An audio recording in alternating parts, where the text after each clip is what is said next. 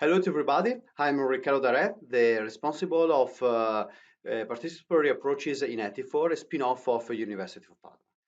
It's always very difficult to talk in theory about participation without a concrete example. But let's start from one principle. Participation is not only focus group. Everybody normally mention a focus group, making a lot of mistakes normally, but there is a huge world of techniques and theory behind the word participation. So let's start from the principle. Why is it important to use participation? There are two branches. Participation used for decision-making processes, governance, planning with stakeholders, and I think it's what you are more interested. And participatory approach is used for research aims, for data collection, for jargon acquirement. Why it's important? In my opinion, for three reasons. For the quality of decision, because you are able to really understand the complexity, to gain a lot of knowledge, to identify conflicts. For democracy in decision, because in this way, involving stakeholders, you're able to guide and not to suffer changes, to understand the opinion and values of all the different stakeholders, and to avoid ex post controversy. And for social cohesion, because thanks to this shared discussion, we are able to create a social capital, to create new networks, to create a consensus. But I also prefer to underline that sometimes it's better not using participation. Once I was making a participatory approach, and one participant told me, wow, amazing, but now there is no turning back. What does it mean? It means that participatory approach normally create a lot of enthusiasm, but in some cases, the results can be also the opposite. Because participatory planning creates a lot of expectation. Stakeholder people participating are dedicating normally for free a lot of time, resources, and if we do not use participatory approaches in the right way, if we're not able to end expectation, the risk is that we create a frustration. There's an amazing paper on participation and the new tyranny. So we must be sure that we are able to handle this expectation, to have the expertise to manage this, to be sure that we don't know already the solution. So we are involving people because we really need their help. We are really consulting them, and that it's not a political meeting, but we are really creating something together. So this is really, really important. Sometimes it's better not to use participatory approaches. What is a participatory approach? There are four levels of participation in literature. All of them can be considered participation. It depends on your aims. The first one isn't simply knowledge transfer, one direction. But if done in a good, transparent way, it's still can be still considered participation. The second one is consultation, bidirectional. It means that I know already more or less know the solution, but I need to get some feedbacks and I can adjust slightly the final direction.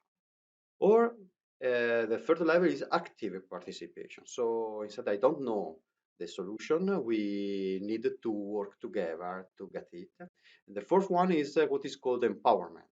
There is not someone calling for participation, not the public operator, but it is a really bottom-up movement where people join together and decide together. Normally, we have a problem and we want to achieve a solution.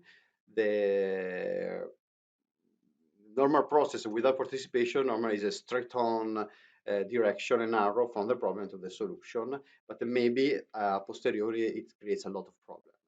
In participation theory, normally it's better we have three phases. The first one is divergence of topics and actors. In this first phase, we need to explode and to involve as many actors as possible. Then there is a second phase which is called the creative chaos, and the final phase is a convergence.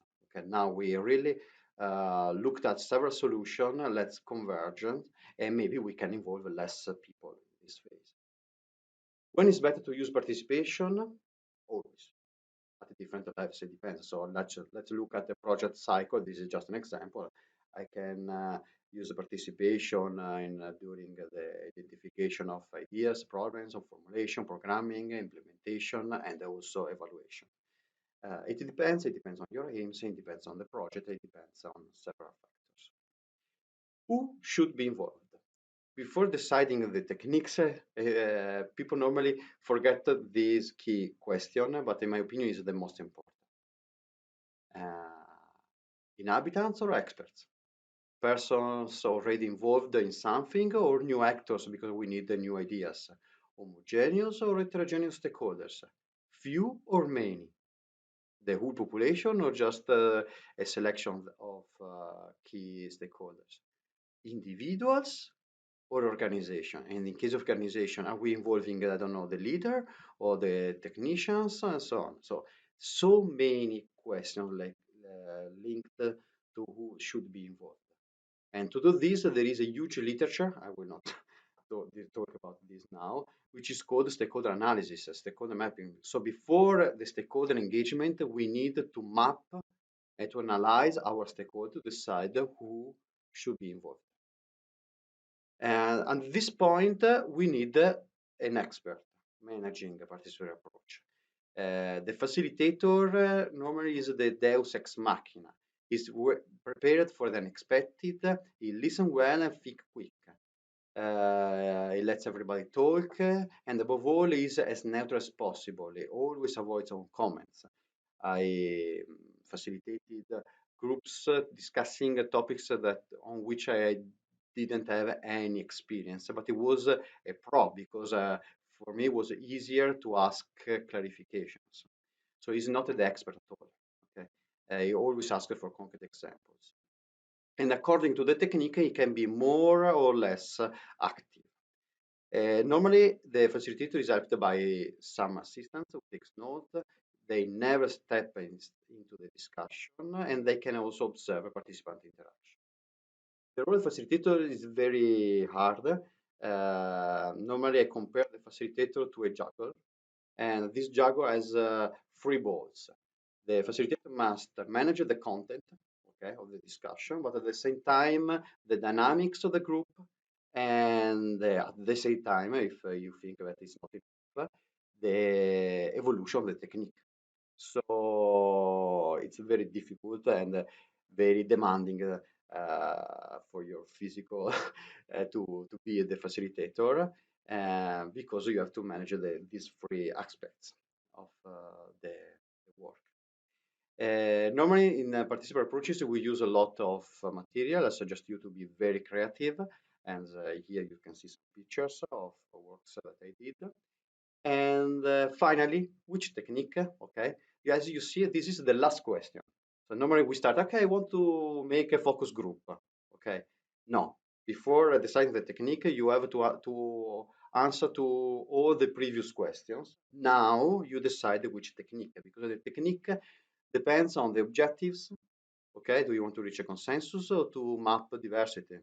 The risks, are there latent conflicts? Okay, the participants, the project phase, and finally, but it's not less important, the time and the budget that you have. Okay.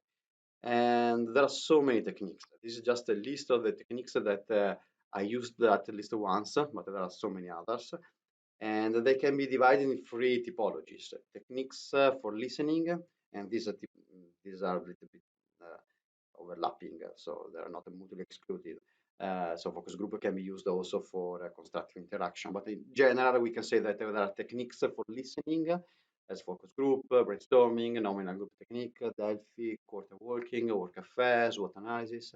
Techniques for constructive interaction as scenarios workshop, problem 3, open space technology, future search conference, proaction cafe, and techniques specific for conflicts management, as multi-criteria analysis, citizen court, jigsaw, human maps.